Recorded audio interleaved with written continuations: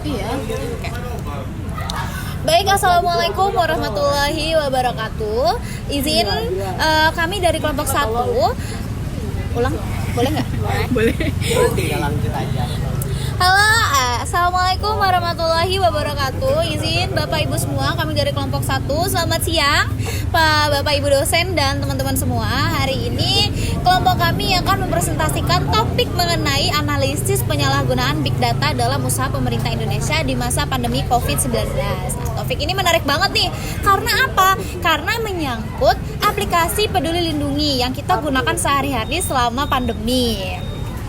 Tapi di balik itu muncul banyak isu mengenai keamanan data pribadi. Nah, oleh karena itu kita akan mempresentasikan mengenai materi ini. Nah, sebelum aku mulai ke latar belakang kasus, aku akan memperkenalkan diri dulu dan teman-teman semua.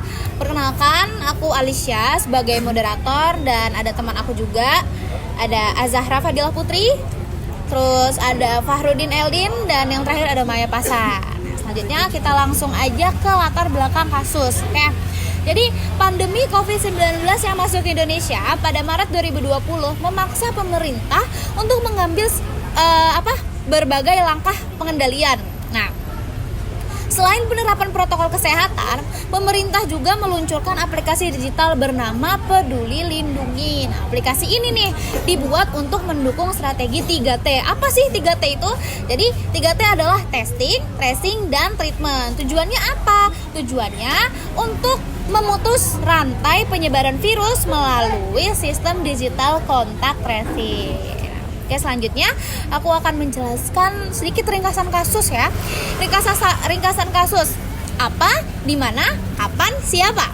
Kasus ini berpusat pada aplikasi Peduli Lindungi. Nah, diluncurkan pertama kali di Indonesia pada Maret 2020 oleh Kementerian Komunikasi dan Informatika bersama BUMN.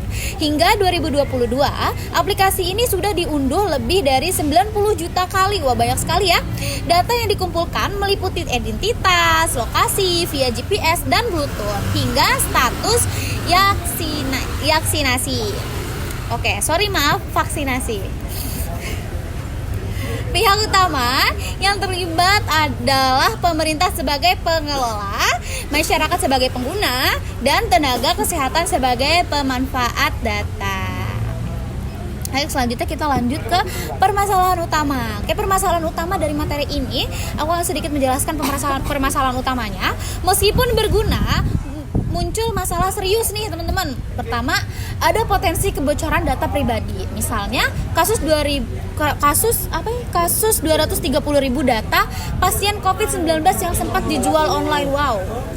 Kedua, tidak ada kejelasan siapa saja punya akses ke data tersebut. Dan ketiga, regulasi perlindungan data pribadi saat itu masih lemah sehingga publik merasa privasi mereka tidak terlindungi. Oke. Baik, selanjutnya ada apa ini? Selanjutnya akan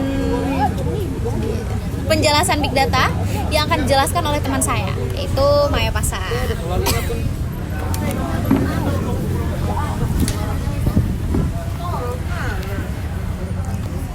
Sebelum masuk ke permasalahan dan kasusnya lagi, kita akan menjelaskan dulu tentang apa sih Big Data.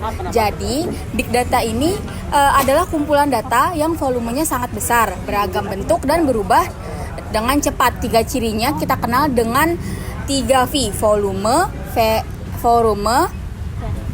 verity, dan velocity. Kemudian ditambah dengan value, yaitu makna data, serta veracity, yaitu keakuratan data. Dalam bidang kesehatan, Big Data bisa digunakan untuk memprediksi gejala, melacak pasien, dan menyimpan riwayat kesehatan. Selanjutnya, kenapa sih kami memilih kasus ini? Kasus ini kami pilih karena dekat dengan pengalaman masyarakat Indonesia, yaitu Peduli Lindungi, yang hampir semua orang pernah diminta menunjukkan aplikasi ini saat kita masuk fasilitas umum seperti mall, kafe, dan lain semacamnya. Kasus ini tuh mencerminkan dilema nyata antara kebutuhan teknologi untuk kesehatan publik dan resiko terhadap privasi pengguna. Selanjutnya, Relevansi kasus dengan materi mingguan. Kasus mingguan kita ini membahas tentang database dan manajemen big data. Kasus Peduli Lindungi ini sangat relevan karena aplikasi ini mengelola data dalam jumlah besar, jenis data beragam dan membutuhkan sistem yang aman serta efisien. Selain itu, kasus ini juga menyinggung isu etika dan privasi yang penting dalam manajemen data modern. Selanjutnya, di sini saya akan menganalisis dari kasus ini. Jika ditinjau dari materi kita, manajemen big data dalam Peduli Lindungi masih punya banyak kelemahan, yaitu pengolahan data sensitif belum maksimal sehingga rawan kebocoran. Selanjutnya, kesenjangan digital muncul karena tidak semua masyarakat punya smartphone atau akses internet yang mendukung. Yang ketiga, yaitu sistem keamanan aplikasi perlu ditingkatkan, misalnya lewat enkripsi dan audit keamanan. Dan yang keempat itu, hal ini menunjukkan bahwa teori manajemen big data belum sepenuhnya terimplementasi dalam praktiknya.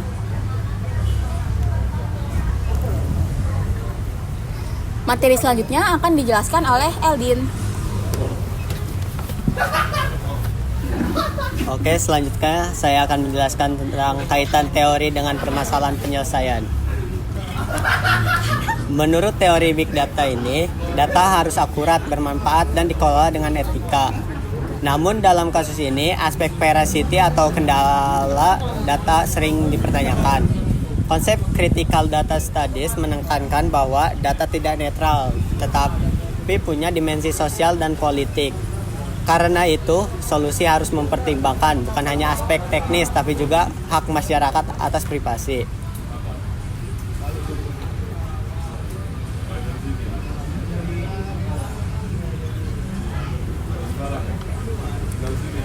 Selanjutnya, solusi yang diusulkan. Ada beberapa solusi yang bisa dilakukan. Yang pertama yaitu dengan memperkuat regulasi perlindungan data pribadi agar lebih tegas. Yang kedua, meningkatkan transparansi tentang siapa saja yang mengakses data dan untuk tujuan apa. Solusi yang ketiga, memberikan sosialisasi kepada masyarakat agar paham hak-haknya terkait data pribadi. Solusi yang keempat, memperkuat teknologi keamanan dengan enkripsi dan sistem audit berkala. Selanjutnya, usulan solusi berbasis teknologi akuntansi. Dari sudut pandang akuntansi, kami mengusulkan penerapan audit teknologi yang mampu mencatat setiap transaksi data.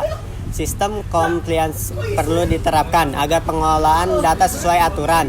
Teknologi blockchain bisa dipakai untuk transparansi dan keamanan data. Selain itu, forensik digital dapat digunakan untuk memantau penyalahgunaan data secara real time.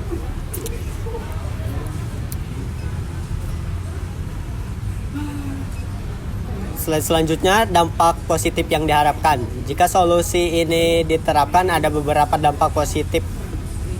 Dampak positif yang diharapkan adalah masyarakat akan lebih percaya pada aplikasi pemerintah, data pribadi, pengguna lebih terlindungi, tracing COVID-19 bisa berjalan lebih efektif sehingga mendukung pengendalian pandemi. Dan yang tak kalah penting, akses data bisa lebih adil dan bertanggung jawab. Materi selanjutnya akan dilanjutkan oleh Ajahra.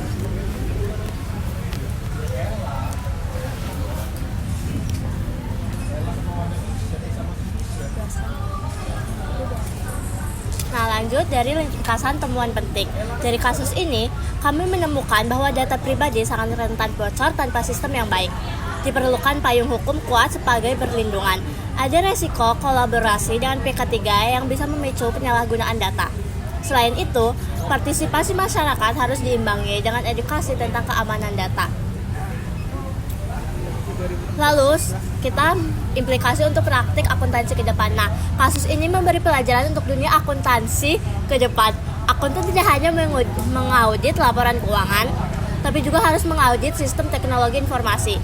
Standar audit perlu menambahkan aspek keamanan data dan big data governance. Kompetensi akuntansi masa depan harus mencakup pemahaman tentang keamanan siber.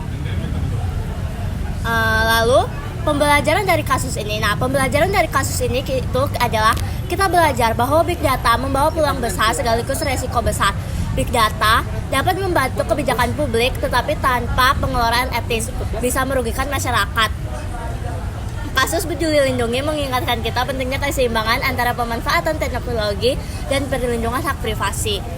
Nah, yang terakhir nih guys, yaitu kesimpulan. Nah, jadi kesimpulan dari kasus ini adalah Peduli Lindungi adalah inovasi penting dalam mengendalikan pandemi. Namun, keberhasilan aplikasi ini tidak hanya diukur dari efektivitas tracing, tetapi juga dari seberapa baik pemerintah melindungi privasi data masyarakat.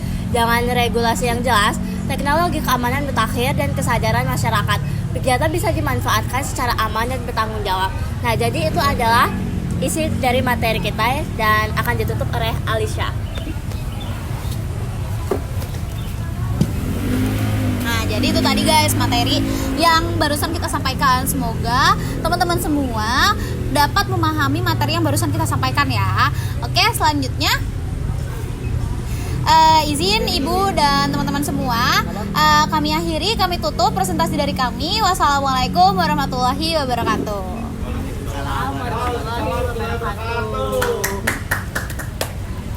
Bye bye kawan.